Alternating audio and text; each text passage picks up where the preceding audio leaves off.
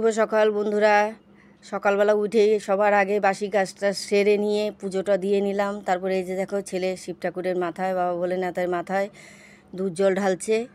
তারপরে পুজো টুজো দিয়ে নিয়ে একটু চা খেলাম। চাটা খেয়ে নিয়ে এই যে এক তরকারি ভাত আজকে করেছি, আলু বেগুন দিয়ে ডিমের ঝোল আর ভাত করে রেখেই এক জায়গায় যাবো, ওই জন্য এক তরকারি ভাত করে রেখে দিলাম। শুধু বড় ছেলে খাবে আর ওর বাবা খাবে। আমি আর আমার ছোট ছেলে এক জায়গায় ঘুরতে যাচ্ছি। এক জায়গায় ঘুরতে যাচ্ছি বলতে আমার এক বান্ধবীর বাড়িতে ঘুরতে যাচ্ছি। নতুন বান্ধবী হয়েছে আমার ছেলের বন্ধুর মা, ওদের স্কুলের বন্ধুত্ব। তো ও বলেছে যে ওদের বাড়িতে একদিন ঘুরতে যেতে, অনেক দিন ধরে বলে যাচ্ছিল। তারপরে এই যে ওদের বাড়িতে আসছি ঘুরতে। এটা হচ্ছে আমার বান্ধবী, নতুন বান্ধবী। তারপরে দেখো ও ঘরে কি কি রান্না করলো আমাদের জন্য। আমার যেতে যেতে প্রায় 1:30-2টো বেজে গেছিলো। বাড়িতে কাজকর্ম ছিল, এগুলোকে সেরে ঠেরে তারপরে যাব। আবার ওদের খাওয়া দাওয়াটাও করে রেখে যেতে হবে। তো ওর সঙ্গে এখানে রান্নাঘরে গল্প করছি। আর এই যে দেখো ওইদিকে গরম, সেই রোদ উঠেছে না, ওই জন্য ঠান্ডা দিল। ওর ছেলেকেও দিল, আমার ছেলেকেও দিল, আমাকেও দিল। তারপরে ওর ঘরে এসে দেখে কি সুন্দর ঠাকুরের আসনটা। তো তাই তোমাদেরকে একটু দেখিয়ে দিলাম ঠাকুরটা। আর ও দেখছে এদিকে কেকটা, দেখছো না ওর হাতে, ও আবার কেক বানায়। এটা আবার অর্ডারের কেক ছিল, তাই ও আবার আমাকে ফ্রিজ থেকে বের করে দেখালো। তারপরে বেশ অনেকটা সময় গল্প টল্প করার পরে তারপরে খাওয়া দাওয়া করলাম। অনেক কিছু রান্নাবান্না করছিল। তোমার ফ্রাইড রাইস করেছিল, ভাত, ডাল, ছোটো মাছের চচ্চড়ি, বড় মাছের তরকারি, খাসির মাংস, অনেক কিছু। তারপরে দুজনে অনেকক্ষণ গল্প টল্প করে টরে নিয়ে ছাদ বাগানে চলে গেলাম। ওর ছাদে দেখো এই যে আমড়াগুলো, এমন কোনো গাছ নেই যে ওর ছাদে নেই। এত মনটা ভালো লাগলো, দারুণ দারুণ মনটা এত ভালো লাগছে ওর বাগানটা ঘুরে।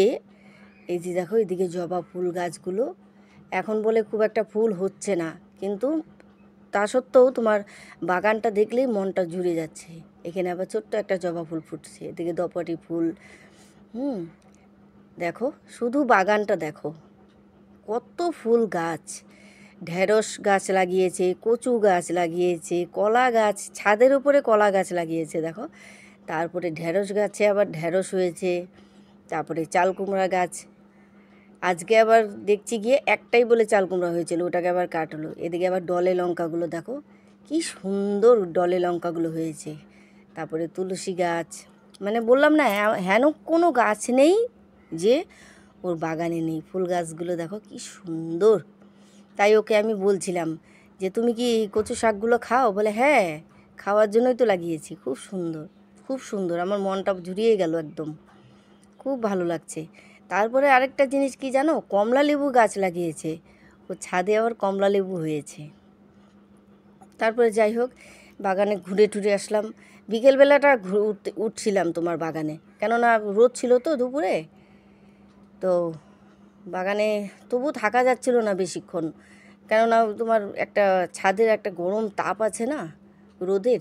এই যে দেখো কমলা গাছগুলো, কি সুন্দর কমলা লেবু হয়েছে, কিন্তু বলে টক, খুব টক বলে খেতে।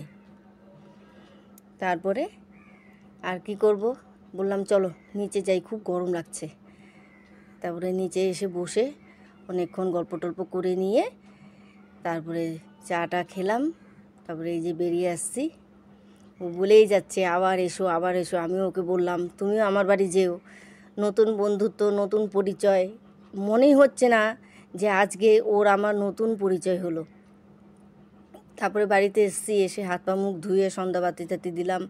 তারপরে চিন্টুর বাবা এদিকে সিঙ্গারা আর এদিকে পাউরুটি নিয়ে আসছে। কালকে চিন্টুর স্কুলে যাবে, স্কুলের জন্য টিফিনে পাউরুটি দিব, তাই পাউরুটি নিয়ে আসছে। আর এদিকে এই যে সিঙ্গারা নিয়ে আসছে।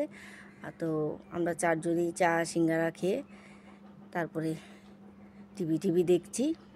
তো বন্ধুরা ভিডিওটা আর বড় করছি না, আজকে এতটুকুই থাক। ভিডিওটা এখানেই শেষ করছি। তোমাদের যদি ভালো লেগে থাকে প্লিজ একটা লাইক করে দিও। টাটা, শুভ সন্ধ্যা সবাইকে।